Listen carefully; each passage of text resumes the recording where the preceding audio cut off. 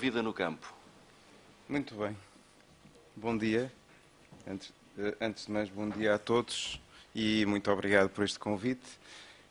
Eu vou ter que explicar rapidamente o que é a vida no campo, porque sinto que entrei aqui um bocado fora do lugar. Isto é, que se está a discutir, agora o João Bosquete, que se está a discutir o que pode ser a reurbanização da cidade antiga, e eu venho trazer um tema completamente diferente, que tem que ver com como utilizar a agricultura que se foi e a paisagem dita rural que se foi com ela e que neste momento constitui a maior parte da superfície do território. Esta pesquisa tem-me levado por várias áreas alternativas. Publiquei recentemente a Rua da Estrada e agora estou a preparar a vida no campo. E esta ideia é, no fim de contas, andar entre, simplificando e andando caminho, andar entre duas representações mentais que neste momento estão muito banalizadas nos mass média e na opinião de senso comum, que é a imagem da boa cidade, é o centro histórico. A imagem do rural mais ou menos perdido é a aldeia típica. E, portanto, entre o centro histórico e a aldeia típica, ou fica uma enorme amnésia, as pessoas não sabem o que é que está a passar no resto do território, ou então essas geografias são geografias genéricas que se encostam a temas igualmente genéricos, a periferia, o subúrbio, o interior, ninguém sabe o que é o interior, Madrid é muito interior, mas como são conceitos negativos não se estudam, ou estudam-se sempre por exclusão de partes, ou quando as políticas incidem sobre esses temas, normalmente são políticas assistencialistas e que tratam de ver como é que vamos resolver uma coisa que parece que está a acabar. Entretanto, não nos demos conta que é a própria dicotomia cidade-campo, ou a dicotomia rural-urbano, que ela própria está em questão. Nós vivemos numa sociedade em que a agricultura, segundo os últimos números, o PIB da agricultura não chega sequer aos 3%. Portanto, eu diria que, por defeito, é tudo urbano, quando a máquina de construir paisagem e de criar emprego não se chama agricultura. Mas nós, que fomos o último país rural da Europa, temos a memória dessa agricultura muito presente ainda na cabeça e nos últimos 50 anos da ditadura salazarista fomos intensamente inculcados por uma certa Portugalidade rural, ancestral, tradicional, etc., que recupera muito a ideia da identidade produzida no século XIX, algures entre os heróis e os navegadores, e uns povos primordiais com uns usos e costumes únicos, etc. Isso está muito longe de estar esquecido, antes pelo contrário. Se nós perdermos algumas horas na internet vendo quais são as imagens, quais são os textos, quais são as representações que alimentam as imagens de Portugal, sejam as da cidade, sejam as do campo, imediatamente nos damos conta que essas mitologias estão constantemente a aparecer. Eu vejo a coisa mais ou menos assim, entre estas duas. Isto podia ser uma homenagem à Joana Vasconcelos, não é? A tonalidade que mais domina no discurso sobre a vida no campo é esta. Portanto, são ruínas de um mundo, às vezes, considerado mais que perfeito, mas que neste momento, enfim, não há forma de lhe deitar a mão, e a própria ruína em si é um processo de estetização extremamente poderoso, como sabem. Este é uma visão mais festiva, como se vê, e muitas vezes dá como resultado políticas que também são de uma certa festivalização do mundo rural, que passa a ser uma espécie de cardápio de eventos, que vai desde, não sei, a festa do Pai Natal, não sei onde, até à Semana da Alheira, ou do que for, em qualquer sítio.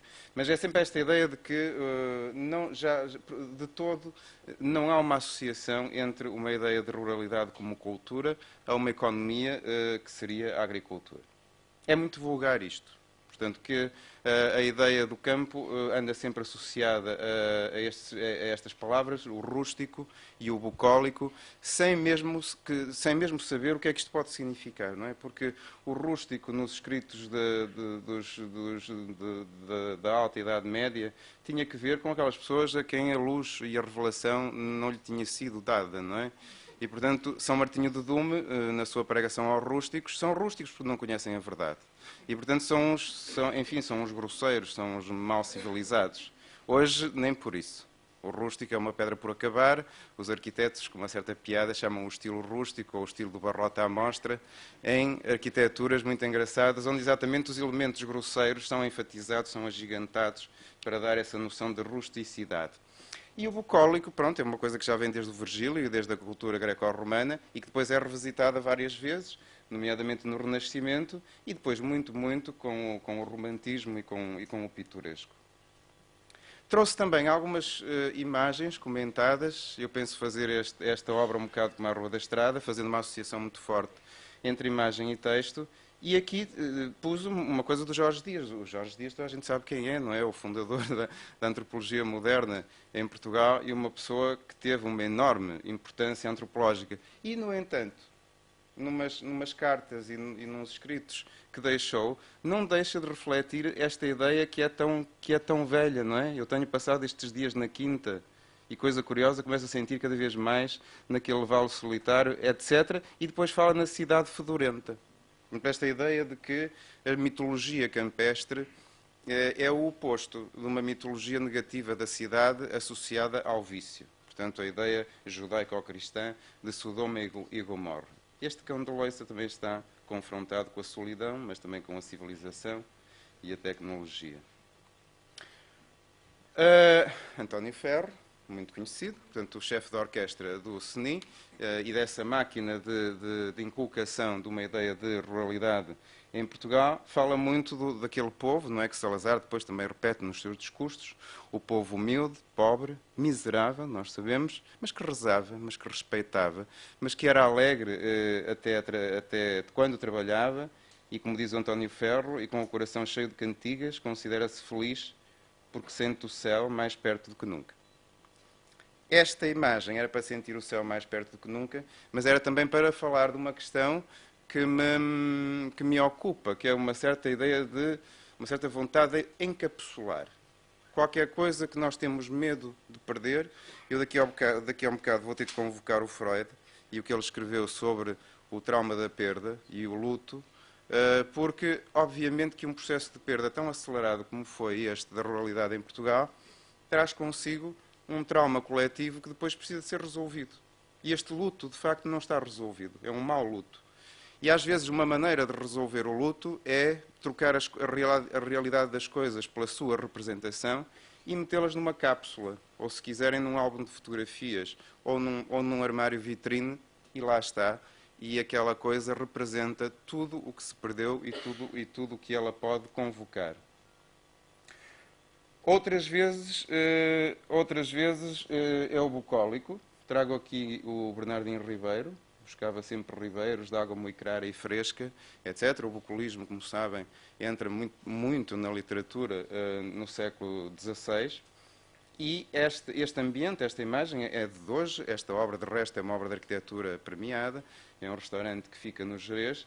É um belíssimo trabalho de interpretação do que pode ser uma ideia do tal genius loci, não é, da força da caracterização do lugar, mas não deixa de ser uma visão contemporânea de uma certa ideia de bucolismo que, temos que admitir, é bastante mais interessante do que aqueles desencantados resorts com as suas relvas e os seus torniquetes e aquela ideia de confundir a clorofila e a ideia do espaço verde com a natureza. Portanto, aqui retoma-se, trabalha-se uma ideia de reinterpretar o mundo rural, já sem a economia. Agora a economia é outra, é comida, desta comida estética que não mata a fome, não é? Comida que nos distingue socialmente, comida que também nos junta e nos sociabiliza, mas não é para manter estes cavalos, nem daqui vão sair bifes, nem aqueles prados são prados verdadeiros, são cenários. Portanto, é uma cenarização, ou se quiserem, é uma estetização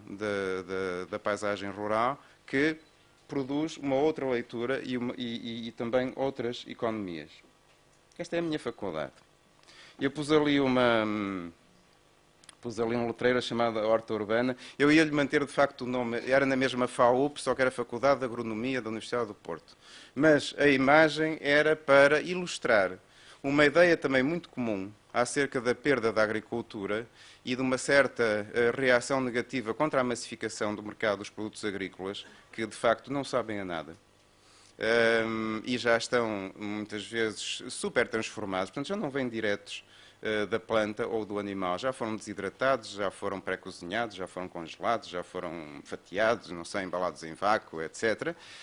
E hoje há um retorno romântico à ideia da horta urbana. Esta é espontânea, não foi programada, não foi projetada, como muitas, ocupa terrenos marginais, mas é apenas um dos lados da questão. Eu sei que em ambientes muito artificializados e muito edificados, como é Lisboa e a sua área metropolitana, estas soluções podem ser interessantes. Mas, por exemplo, no modelo de urbanização no noroeste de Portugal, alguns entre Aveiro e Braga ou Viana do Castelo vivem mais de 3 milhões de pessoas e, portanto, o modelo de urbanização não tem nada a ver com este. Temos que nos habituar à ideia de que o urbano não designa uma única forma, designa coisas muito distintas e, provavelmente, aí a atividade agrícola vai ter que ser organizada de outra maneira que não esta. E, finalmente, o Camões, não é? Que diz que verdes são os campos.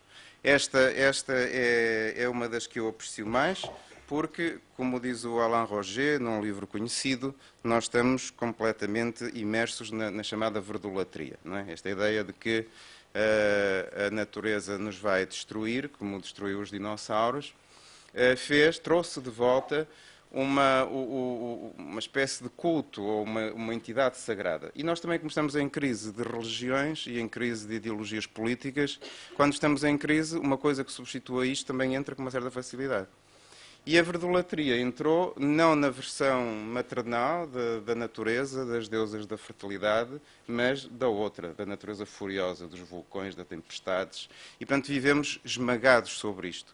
E este esmagamento é tão grande que espaço verde tornou-se numa palavra mágica e tanto pode ser um tapete feito de, não sei, alcatifa, como pode ser um estádio de futebol, como pode ser qualquer coisa cujo valor biofísico pode ser até nulo ou até abaixo de zero. Portanto, estarão aqui pessoas que sabem muito, muito mais que eu sobre isto, mas espaço verde, de facto, antropologicamente falando, tornou-se num fetiche.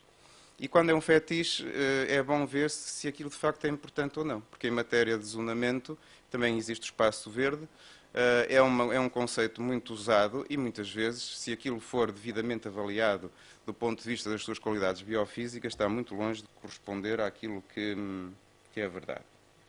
Ora, aquele mapa dali é de um geógrafo aqui presente, que é o João Ferrão, que é o peixe sonolento, portanto o peixe que está pintado a roxo e que tem indicadores negativos, vários indicadores, desde a demografia à economia. O da direita é um mapa que tenta reproduzir aquilo que está edificado. É um bocado por exagero, porque há aqui áreas que não estão edificadas com aquela intensidade, mas a estatística que deu origem a este mapa aumentou muito determinadas áreas supostamente urbanizadas, por exemplo aqui. Mas esta mancha é completamente assim. E o mapa do meio? Supostamente os mapas dos lados são a realidade. O mapa do meio são as imagens e as ficções. E esta é uma ficção que está numa geografia de Portugal do Amorim Girão, mas era uma pintura, mas era uma ficção muito da época e muito do século XIX. Lá está o povo, a ideia do povo. Esta palavra também é muito complicada, porque o povo ora é a turba completamente incontrolável, ora é uma entidade quase sagrada e que é a dona da sabedoria. E no limite é lá que se vai buscar o espírito da nação e o sangue da nação. Não sabe muito bem o que é. Mas isto era a representação do povo na sua visão salazarenta. Portanto, um povo, apesar de tudo, matriarcal, que trabalhava, que rezava, que fiava, que cortava searas, que vindimava. Cidades muito poucas. Lisboa está reduzida à Torre de Belém, a Península de Setúbal ao zero, é uma amnésia completa. No Porto há um barco Rabelo e a Ponte Dona Maria e um skyline lá ao fundo. E acho que é tudo. Há em Coimbra a Universidade que era a Luz a Atenas. Eu chamo a atenção para estas representações, porque nós, hoje em dia, é um facto, vivemos de imagens. Há uma voracidade imensa no mundo da produção e do consumo da imagem e estamos constantemente a ser revisitados por coisas deste tipo. Isto é uma sequência de mapas que representa a evolução da demografia dos anos 50 até 2001. Estão a ver progressivamente a mancha azul a aumentar, portanto, a zona do despovoamento e do abandono. Outros mapas que eu não tenho tempo para comentar, mas este e este dão-nos a dimensão, todas as cores frias, dão-nos a dimensão da tal questão da desruralização, provocada pela imigração, obviamente. Nós somos um país de imigrantes, acho que vamos começar outra vez a emigrar para o Brasil como no século XVIII, as coisas lá parecem que estão a correr bem. Mas a última imigração que tivemos, no pós-guerra, de facto deixou os nossos recursos populacionais